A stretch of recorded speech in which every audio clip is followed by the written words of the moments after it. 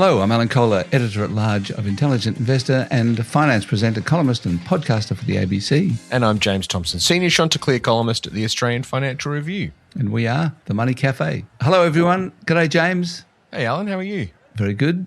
Now, I had the unusual experience of being on Channel 9 News on Sunday night because of the scams, the AI scams, Yes. which became a story on Sunday and then Monday because of ASIC putting out a release about it, saying that they're cracking down. They're warning everyone about it and listing the top 10 victims of AI scams. Well, not victims, but the subjects of AI scams. And I was on it. Do you feel honoured or? Well, it's interesting, isn't it? It's mixed feelings because these AI scammers are obviously picking people who are trusted in order to further their aims, and obviously that means that I'm trusted, and which is nice, but it's terrible. And obviously this has been going on for ages, possibly 12 months. Yeah. And I've been trying to get these things taken down. And as I explained on several interviews yesterday about it, some people have written to me saying that they've lost money. Yeah, that's awful.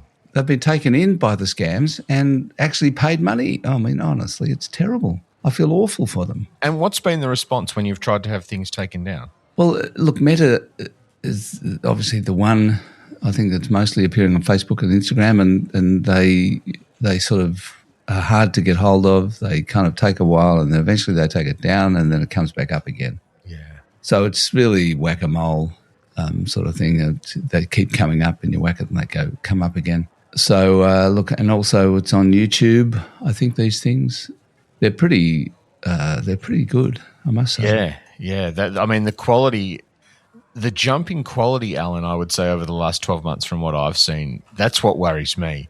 I mean, we went from sort of mocked up still photos of that famous one of you and Matt Common fighting or something.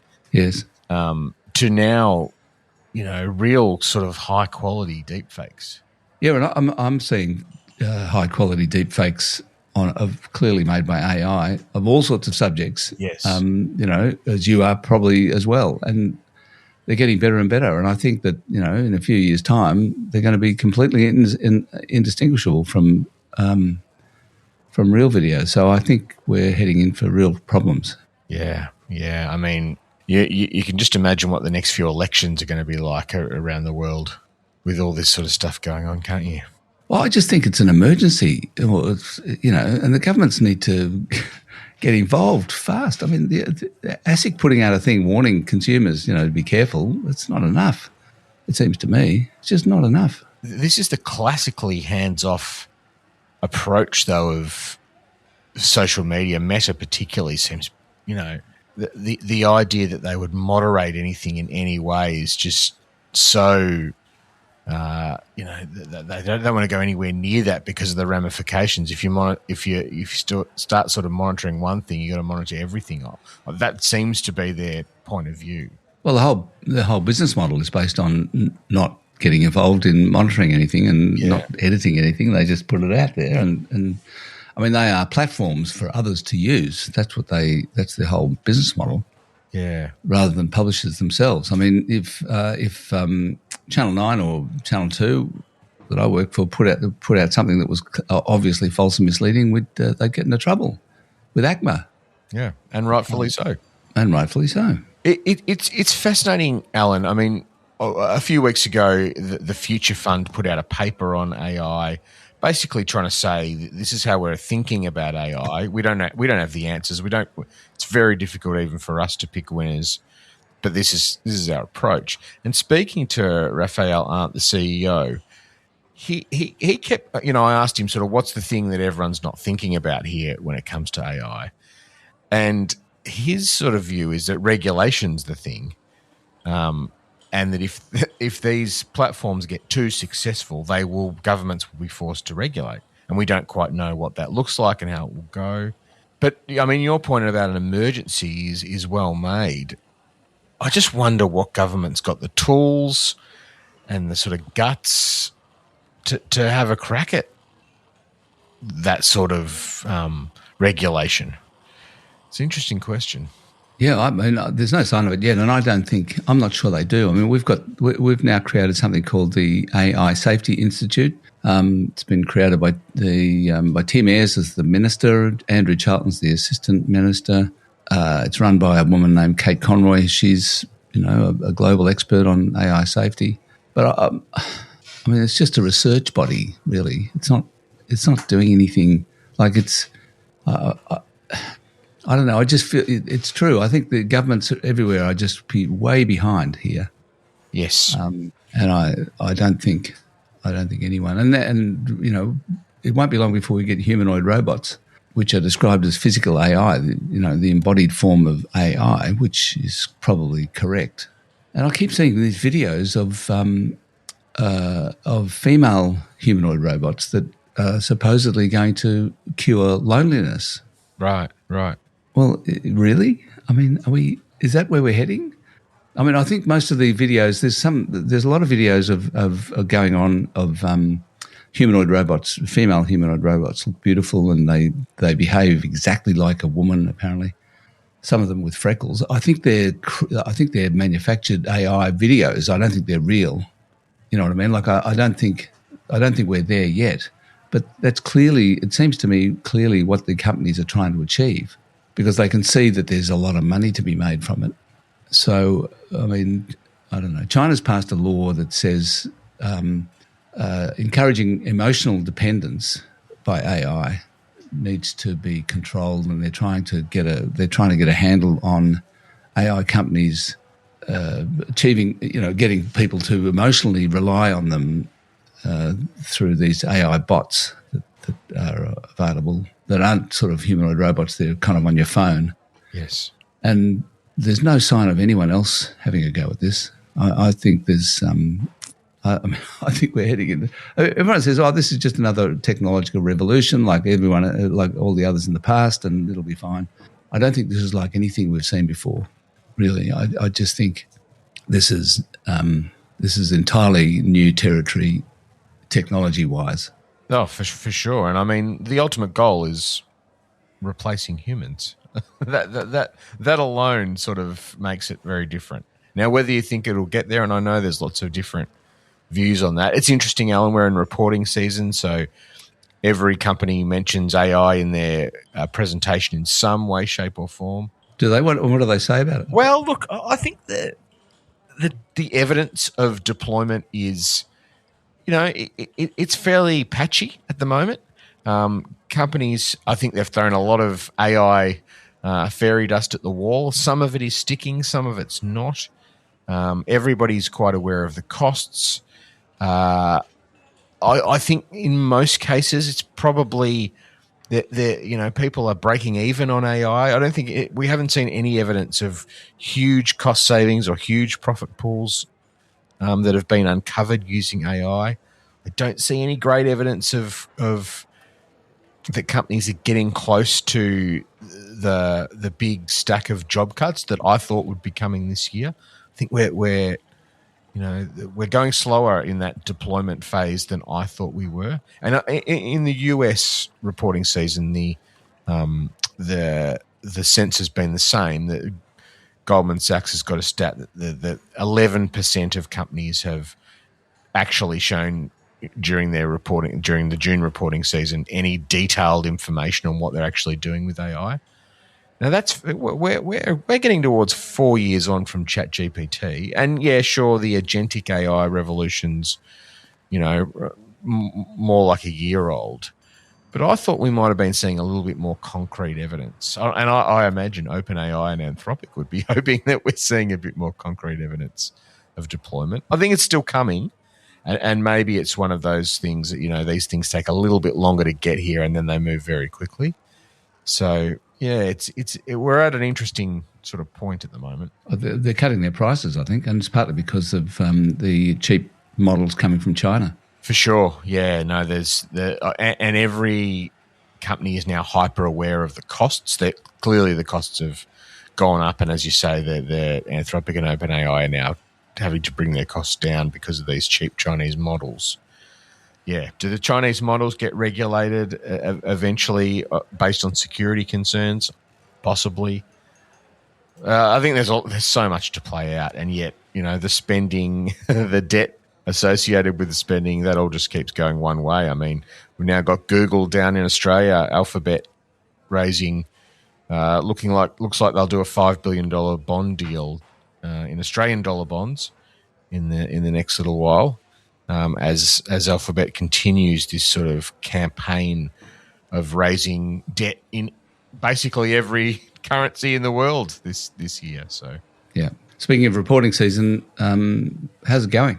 It's okay. I mean, companies aren't getting much help from their economic backdrop in Australia, and I think we are at the start of the sort of economic impact of the housing slowdown. Craig Wolford from MST Marquee had a great point this week that if you think about, housing's always usually good for discretionary retail. Think of a company like JB Hi-Fi or Harvey Norman or Nick Scali. What they need is not just the housing market to be strong, but housing churn, so buying and selling of housing to be strong. Now, in the March quarter, housing churn was running at about 13%. In the June quarter, it was still at 4.5%.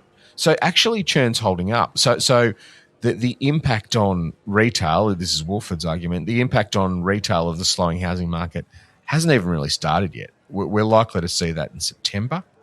But I think everybody's thinking about that. JB Hi-Fi had their results on Monday, and the July sales were much weaker than the market expected. I mean, the stock dived as much as 14% at one stage on Monday. And, JB Hi-Fi is one of the best retailers in the country. You can imagine how others might be struggling. There's two things in JB Hi-Fi. Just on JB Hi-Fi, yeah. So they reported that their sales for July were down 1.4%. Yes. And you pointed out that analysts are expecting the 6 months we're in now to be a growth of 2%, which means a big turnaround's coming, or that analysts are going to be disappointed, which I guess is why the share price fell a fair bit. Yeah, totally. Had to be downgraded. Yeah. But you did also point out, I think, that July doesn't see many sales. So, you couldn't expect, you'd expect it to be down in July. Yeah, wait and see. I mean, I think the danger, though, is that the sales momentum, if you look back over like a 2-year period, is slowing, and it's slowing fairly quickly. It's really halved since on a 2-year view from, say, June to July. So that's what analysts are worried about now. Margins, everyone's only buying when there's big promotions on. The other interesting thing, so that we've got the housing wealth effect in JB's result. The other interesting thing is the AI boom. Because these data centers are sucking up all the computer memory, that is pushing up the price of laptops because they need to buy memory chips. And JB was saying yesterday, it's actually hard to buy an entry-level laptop at the moment because memory is so expensive. So it's really interesting sort of snapshot into the two big forces in the economy, AI and housing. So I'm talking to Warren Hogan this morning, I think in an hour or so, and he's the economist for Judo Bank. He used to be chief economist of ANZ. Anyway, he reckons, I think he's going to say, I had a chat to him yesterday ahead of the interview, and I think he's going to say that in order for the Reserve Bank's consumer spending forecasts for this half year to be realised, consumer spending basically has to stop from here. Right. To be kind of zero or near enough to zero for the rest of the year in order for the Reserve Bank's forecast to be achieved. Right. So that doesn't sound great. I mean, it means that he's predicting another rate hike, at least one more rate hike, in order for that to happen. Yeah. Well, it's quite possible. Hey, Alan, we should mention our co-host Stephen Mayne's star turn in the AFR on the weekend. I know. I think it was really interesting and terrific, really, that the Financial Review, your employer, decided to do a profile of him. Yeah, and by Grace Lagan, who's one of our gun young reporters here. I think it runs to about 3,000 words. it's a fascinating sort of look into Stephen's life. I'd really urge people listeners who know and love Stephen to have a read. It's interesting on his health battles and his personal life, his career, why he does what he does. I thought it was a great piece, Alan, and really insightful into Stephen's approach to the world. It was a good piece, and we should probably just here talk about his health battles because, a lot of people don't have Financial Review subscription. I mean, Stephen is one of, apparently, I didn't realise this, but apparently about 100 people in the whole world who exist on a 48-hour cycle instead of 24 hours as the rest of us do. We kind of sleep every night. Stephen, every second day has a terrible day, and every second day he's terrific. He's really, really energetic, and so he just has this cycle where of every second day, being down or depressed or something, and not being able to. So we have to make sure that our Money Café recordings are on his good days. Yes, which they are. Yeah. No, it's a, and I think he's tried lots of different things to figure out if that cycle can be rewired or broken. We'll let him talk to it more, but it's sort of I must admit, having read a little bit more about it in the AFR this week, you sort of think how debilitating it would be, sort of not only knowing this is coming, but not being able to do much about it. It's yeah. I mean, and it's meant that he can't get a proper job. It's really kind of held him back. It's terrible. I've known about this for a long time, and got quite close to Stephen, and really, I like him a lot. And I really kind of admire the way he holds up in the face of this terrible, debilitating kind of. I suppose it's an illness. I guess. Yeah, absolutely. Yeah, no, it's quite inspirational in a way, actually. It is. Well, we should probably go to questions. We've got a lot of terrific questions. Let's do it this week. Before we do that, let's have a quick word from our sponsor. Last year's best performing ETF became one of this year's worst. That's how quickly things can change. With more than 450 ETFs now on the ASX, how do you know where to start? The free InvestSmart 2026 ETF scorecard reveals this year's winners and losers, what happened to last year's top performers, and which ETFs have delivered over the longer term. It also includes InvestSmart's star ratings, helping you look beyond recent performance and compare ETFs on a broader range of factors. Before you choose your next ETF, download the free 2026 ETF scorecard at investsmart.com.au/ETF-report. Past performance is not a reliable indicator of future performance. And just remember, everyone, this is general advice only and not personal advice. If you need personal advice, please see a financial advisor. Okay, Philip says, Alan, please keep fighting the good fight of data and facts against sensationalised reporting like The Australian. My question is, how many Australians actually suffer from falling house prices? My thoughts are only a small minority, 10% of people, he says, querying. These are the forced sellers, investors, downsizers. Most people are unaffected. Non-sellers buying or selling into the same market, and a reasonable chunk definitely benefit. These are the upsizers, first home buyers, etc., and renters, etc. So it's an interesting idea. I mean, I don't know if you saw last week, Alan, but Commonwealth Bank had their results pretty good, but everyone's worried about the housing market. And Matt Common put it into perspective, and he can, there's some good bits of perspective, I thought. So for the average Australian household, their house is 57% of their assets. So price falls do matter, Philip. I take your point about how many people actually suffer, but everybody suffers when they think their major asset, more than half of their household asset base is declining. So I think there is some wealth effect there that we need to be wary of. But Common also had, the important bit of context. House prices are up 70% in six years. So far we've seen falls of 2.5%. around that. Even if we get falls at 20%, we're only back to 2023 levels. And his big point is that the problem that we are all suddenly not thinking enough about is the supply one. Productivity in housing construction is awful and has been going backwards for 30 years. That's the problem we need to start to solve. And falling house prices might actually make it harder because it doesn't incentivize in supply to be brought on. So I think there is important context, but Philip does have a point. No, I think then the point, Philip, I suppose is worth pointing out is that he's talking about actually suffering as opposed to emotionally suffering, which is the kind of wealth effect. I mean, I think the wealth effect is true, but there was a lot of questions. I think there was questions in Parliament yesterday about asking there was Claire O'Neill, the housing minister, was asked probably several times, how many people in your electorate are in negative equity now? And she didn't answer the question, presumably because she wouldn't have a clue. But I mean, a lot of people, particularly those who bought houses on 5% deposit scheme, are probably already in negative equity in Melbourne and certainly Sydney because house prices there are down 5.5%.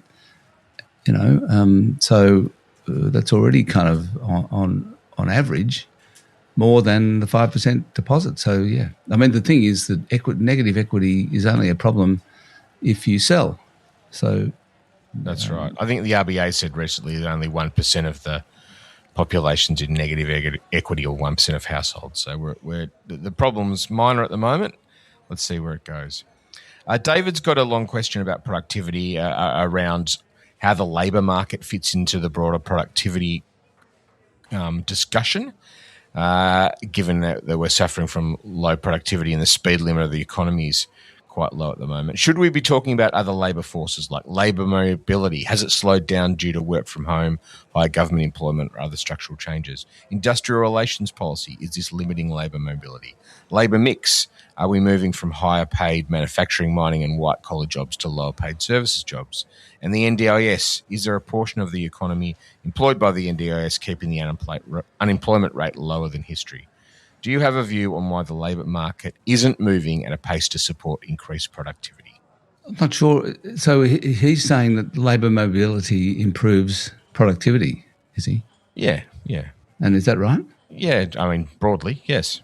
Yeah, right. Okay. If it's easier for you to move cities and swap jobs, then that should make it easier for the labour to get to the most, to the bits of the economy that need it most, and that should lift productivity. Yeah, okay. Well, fair enough. Look, I think the main surprise with the labour market is that unemployment has stayed so low and it's been pretty strong. The labour market's pretty strong. I mean, I don't think there's a problem there. And labour mobility, it's presumably it is declining. I haven't looked at it lately. Have you? It is down? Yeah, well, I think the way it's measured, yeah. Yes, I think broadly down is it appears to have slowed down to some extent. Yeah, well, probably people are a bit concerned about AI, and they don't want to hang on to what they've got. Yeah, there is an interesting view that there's a bit of a frozen labour market. As in the US, we've seen this sort of no hire, no fire labour market at the moment, and has that got something to do with AI? That companies aren't shedding jobs, but they're not adding jobs either as they get bigger. So there is some interesting things there. I mean, industrial relations policy has definitely changed under Labor. We're seeing, strikes in the Pilbara that we haven't seen in 30 years. So, you listen to some companies and they'll say that they feel that they've got a lot less flexibility than they did have. So that is a issue. Are we going to see change in that? Not sure. The work from home issue, I mean, I've got no idea. There's just so many field opinions on work from home that there's very limited research, even at a company level, about what it does, let alone an economy-wide level. So I don't know. I think we probably need to study it. It's such a recent phenomenon.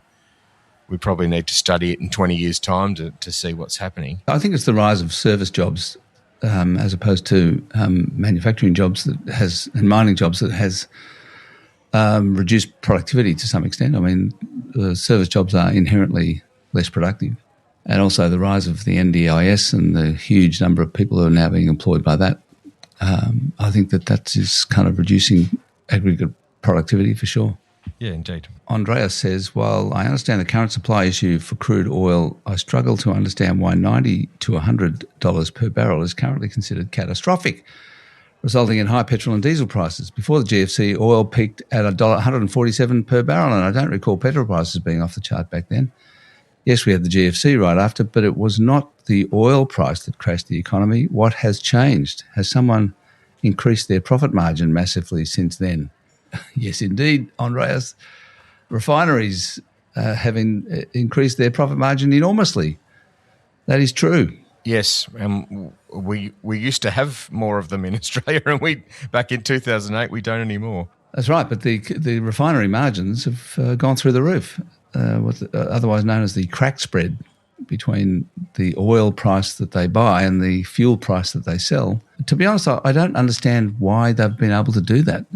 I mean, obviously they're taking advantage of the current sort of turmoil in the oil market and the closure of the Strait of Hormuz, but I don't fully understand how come they've been allowed to do it. I wonder if it's a supply and demand thing. There's just less refining capacity in the world than there was. Yeah, that's right. Because a lot of refineries in the Persian Gulf have been knocked out by drones and stuff. But also, I mean, you think of Australia, like we used to have more refineries, now we don't.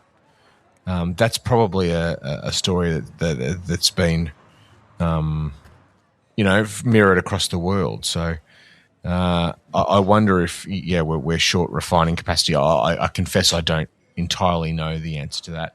Andreas does make a good point in a way, but I'd also have to say we've had $90 and $100 a barrel oil for quite some time now. It hasn't proved catastrophic. So there's a lot more adaptability in the oil/energy complex around the world than we thought. So it's an interesting one. There's lots of experts that keep telling you, the longer the Strait of Hormuz remains closed, the more trouble we're in. Sort of hasn't quite got there yet. So I think it's partly because the world has been running down inventories of oil, particularly China, and at some point that runs out. Yeah. And ANZ, I think once a week, ANZ publishes these graphs of oil inventories running down, and they have this dotted line for when they get to be empty. And the answer is in about a month's time. Yeah. According to ANZ's forecast. So, I feel like we've been saying we're a month away from disaster for a few months, though. That's all right. Ian in Chiang Mai says, how are markets and governments likely to react to the reasonably possible scenario where Trump declares some kind of BS emergency, in quotation marks, and doesn't hold the midterm elections? He and his goon squads have done the groundwork and couldn't care about the Constitution, and yet there seems to be remarkably little discussion of what it could mean. We'll take that as a bit of a comment, Alan, but do you think there's any possibility there? Well, it's clearly a possibility. I mean, he keeps talking about running again in 2028, and the Republicans do not want to lose the House of Representatives, which is clearly on the cards in the midterms, given the way the polls look. I think the markets kind of can't believe it would happen. Yeah. Look, I think markets and governments would react very poorly to that. You can already see the 30-year bond yield is at its highest point as of Tuesday morning when we're talking. It's at its highest point since 2004. So US borrowing costs are pushing higher. If that was to happen, US borrowing costs would go completely through the roof. I think the midterm elections are really interesting, though, Alan. Michael Hartnett from Bank of America was making this point recently. It could turn out that these are a bit of a referendum on AI. And if the Republicans hold the Senate, then the AI party continues. If the Democrats were to win the Senate, then maybe we do see the Democrats trying to put some handbrakes on AI, and that pushes stocks down. So I think it's still a major event for markets. And what Ian's describing is more of a tail risk, though, I think. Yes. Elliot says, I saw Saul Eslake talking about using the super guarantee rate as an inflation lever instead of just interest rates, raising it to cool spending, cutting it to stimulate. What are the pros and cons of the RBA or the government using compulsory super this way to manage inflation? Discuss. Well, I think we've got a couple of questions on this one. All right. So, Okay. Saul's point. I mean, I think we've had this before on the Money Café. I mean, it's theoretically possible, but it just invites another set of questions. Who decides what the superannuation guarantee rate should be? Who decides when it comes off or on? Is that in the hands of the RBA? Is that in the hands of the Treasury? Because every change to the superannuation guarantee would sort of change the actuarial, calculus for the government. When you think about sort of long-term savings and budgetary positioning, I think it's very complex, Alan. Sure. And I think I get the theory. I just think it might invite more complications than it possibly solves. I mean, we weren't talking theory because it's never going to happen. Yeah. Because as you say, it's too hard and too complicated. Possibly a cleaner way to do it, as opposed to interest rates, would be to raise and cut the GST, because that affects everybody and puts prices up and puts them down and all this. So but the trouble is that won't happen either because it's also terribly complicated and would drive retailers mad, I guess. I mean, well, totally. And again, who makes the decision? I mean, how political would that get?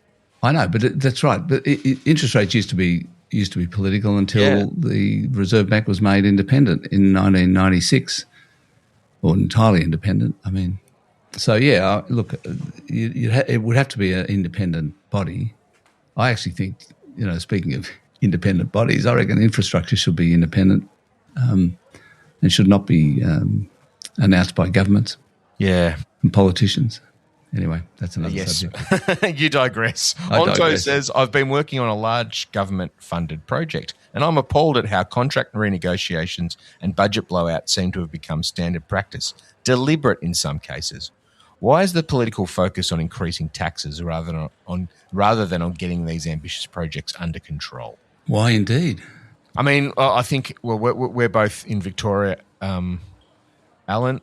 I mean, I think, to be fair, the work done by the reporter at The Age and the Sydney Morning Herald, Nick McKenzie, on the way that the Victorian government's infrastructure program has been managed and the corruption that's seeped into it, criminal activity, I think that that has just helped change the premier in this state. So I think it has got there is some political focus on that, but I agree. I mean, it's just become too common that someone in the government whistles up a scheme on the back of a napkin, and literally some of these are ideas. They're not, to Alan's previous point about infrastructure, they're often not costed.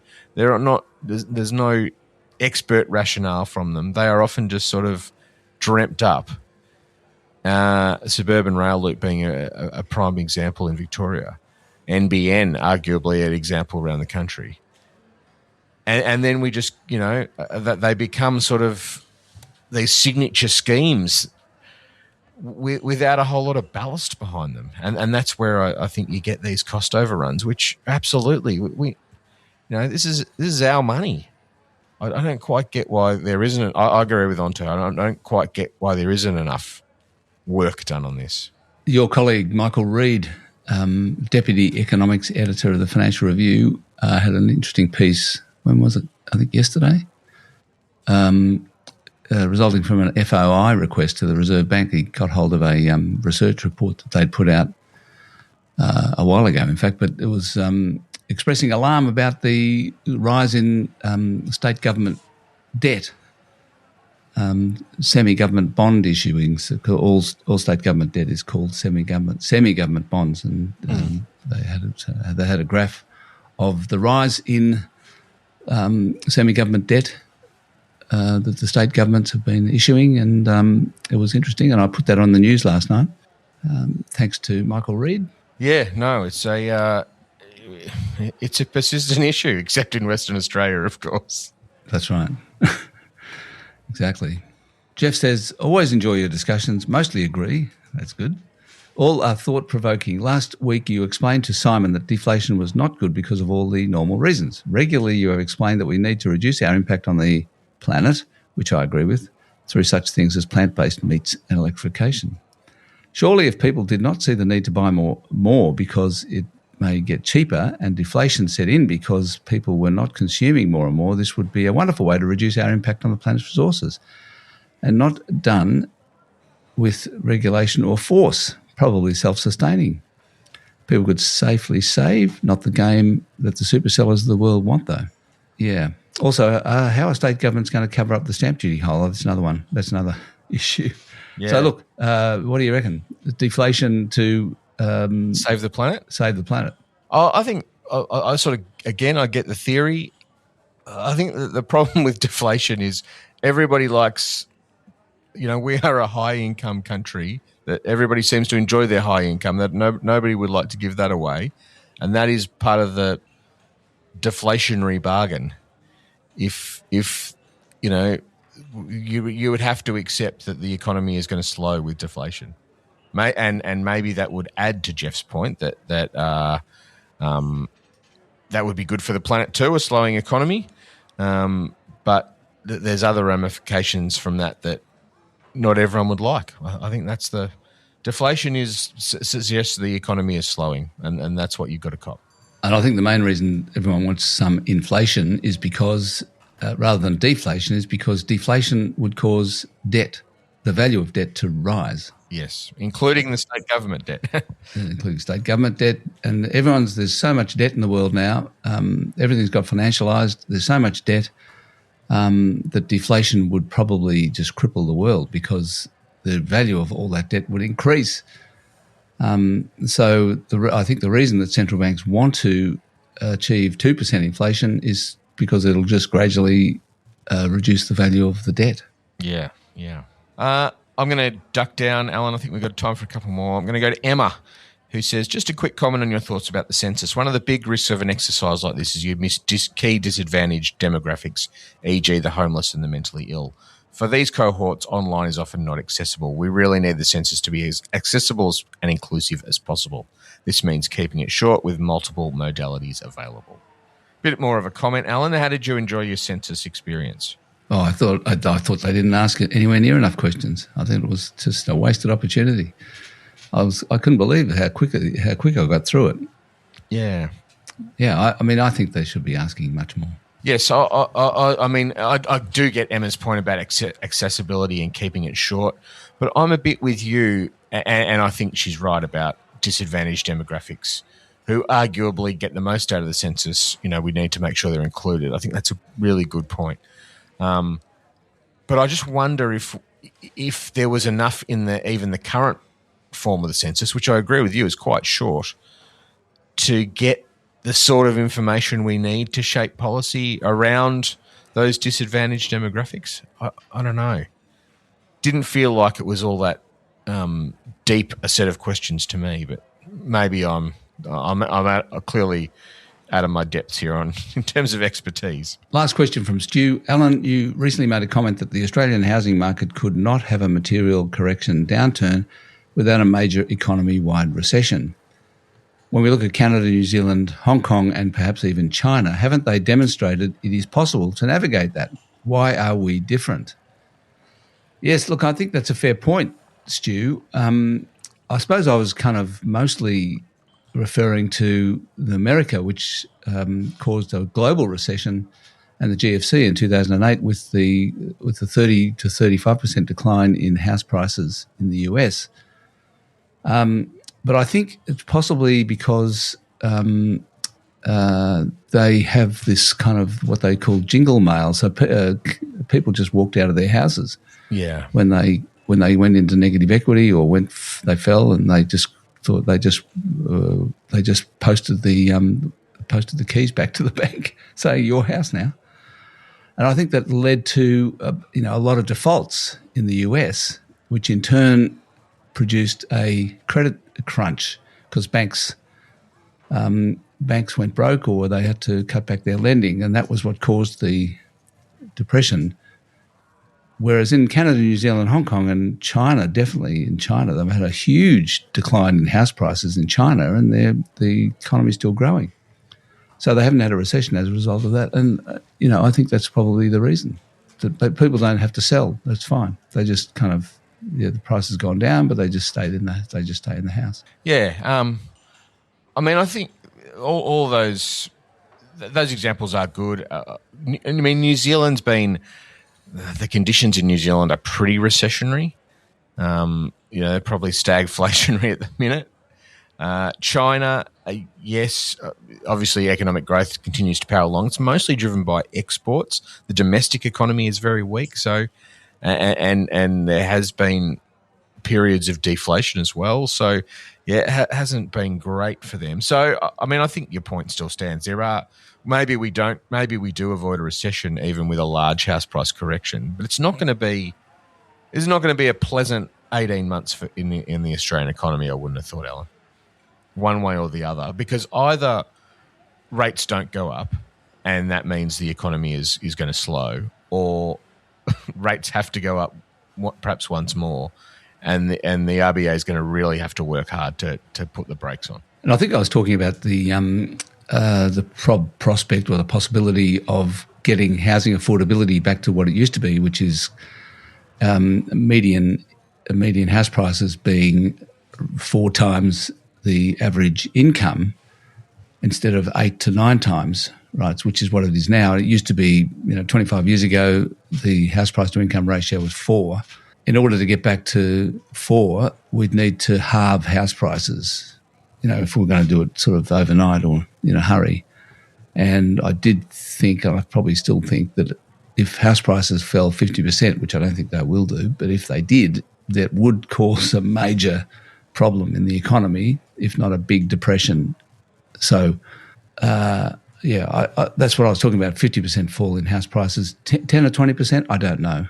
Well, I don't know what would happen. I think the experience of those other countries probably would mean that, it wouldn't be there might be a recession, but it wouldn't be that bad, probably, because people wouldn't have to sell. The banks would. The main reason there's potentially a recession caused by house prices falling is if there's a credit squeeze and banks start going broke, or they cut back their lending. And would they do that in the event of a 10 or 20% fall in house prices? I don't know. Yeah, it would certainly be interesting because we haven't been in anything like those conditions for a long time. So, well, that's right. Yeah, exactly. It'd be a real experience for lots of Australians. I think maybe we wouldn't get a technical recession. It'd feel pretty recessionary.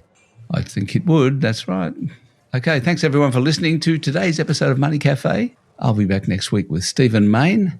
Send in your question to the Money Café at intelligentinvestor.com.au. Till then, I'm Alan Kohler, Intelligent Investor and the ABC. And I'm James Thomson, Senior Chanticleer columnist at the Australian Financial Review. See you soon.